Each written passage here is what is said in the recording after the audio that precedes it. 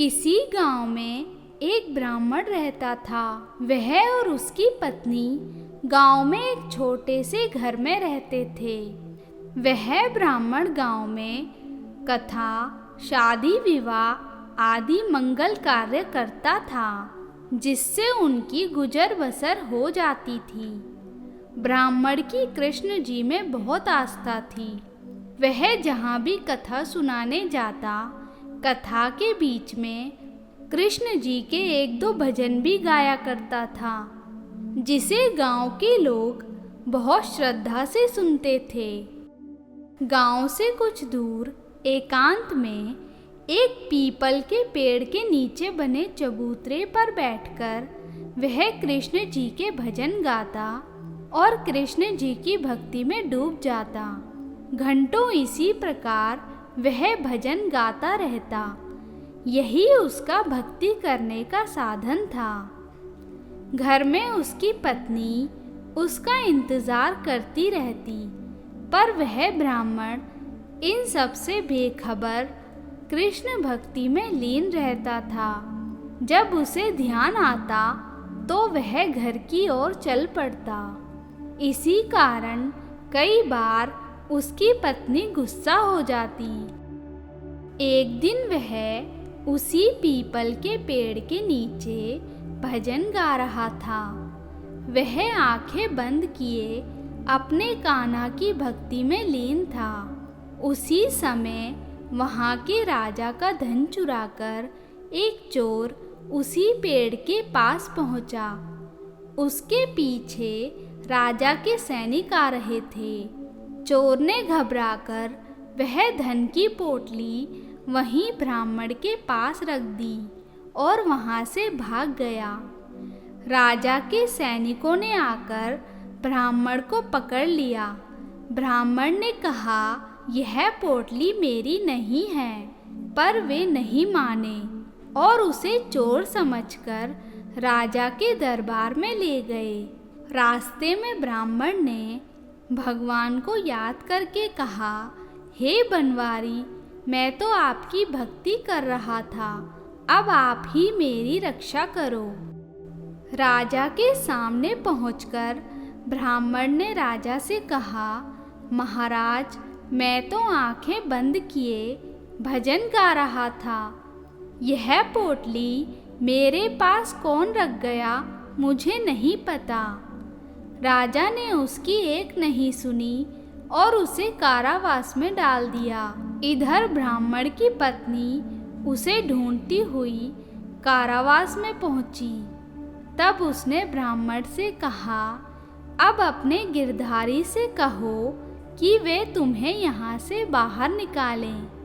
मैंने कई बार मना किया, पर तुमने मेरी बात नहीं मानी और भजन गाते रहे।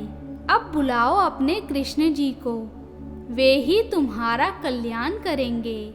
यह कहकर उसे भोजन देकर चली गई। ब्राह्मण उदास बैठा था। उसे कोई रास्ता नजर नहीं आ रहा था। वह अपने गिरधारी को याद करने लगा। उसने कहा, भगवान, मुझसे क्या भूल हो गई जो मुझे यह सजा मिल रही है। आपकी भक्ति करने की सजा मेरे साथ मेरी पत्नी को भी भुगतनी पड़ेगी, क्योंकि घर की गुजर बसर करने के लिए मैं गांव में पूजा पाठ व कथा वाचने का काम करता था। परंतु अब एक चोर से कौन अपने घर की पूजा पाठ करवाएगा। इसी तरह 3 रातें बीत गईं।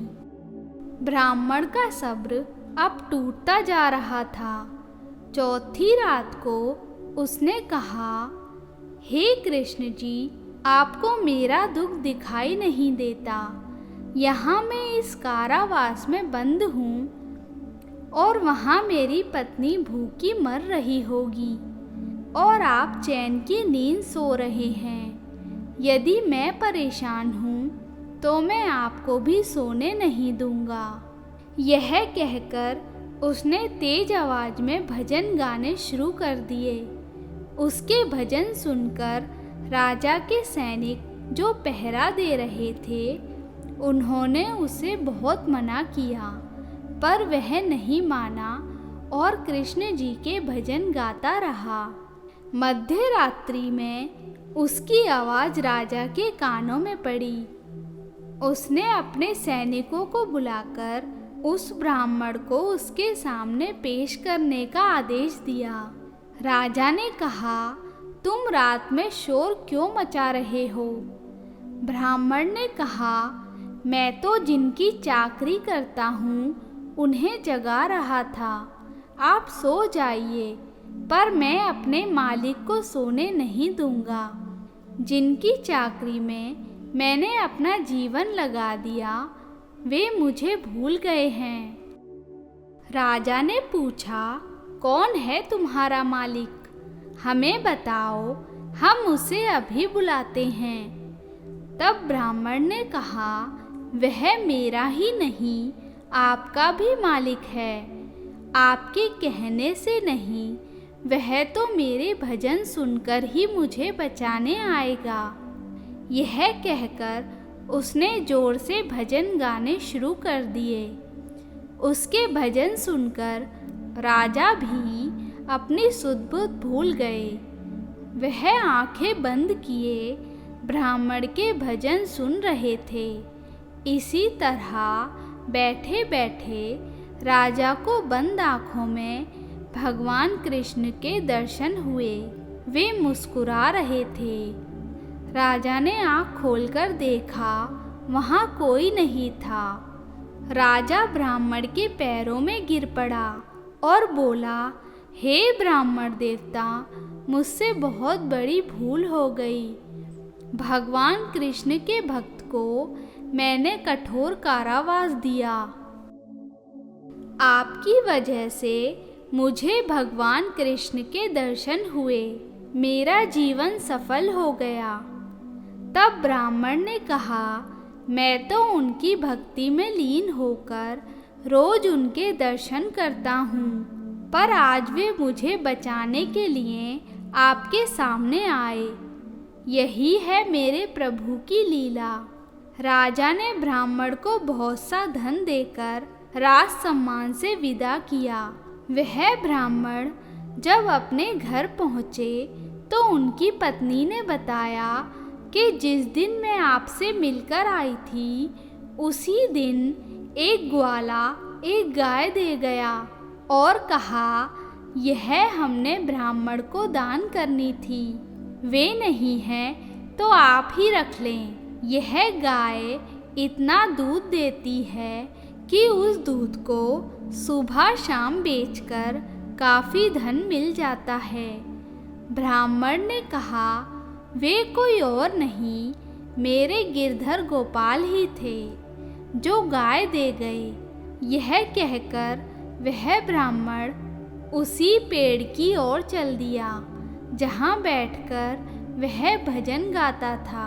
यह बात सारे गांव में पता चल गई। अब पूरा गांव व स्वयं राजा उसका भजन सुनने रोज वहाँ आने लगे।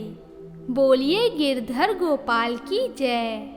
मित्रों, आपको ये कहानी अच्छी लगी हो तो इसे अपने मित्रों के साथ भी शेयर करें और हमारे चैनल वैदिक मंथन को सब्सक्राइब करें। धन्यवाद।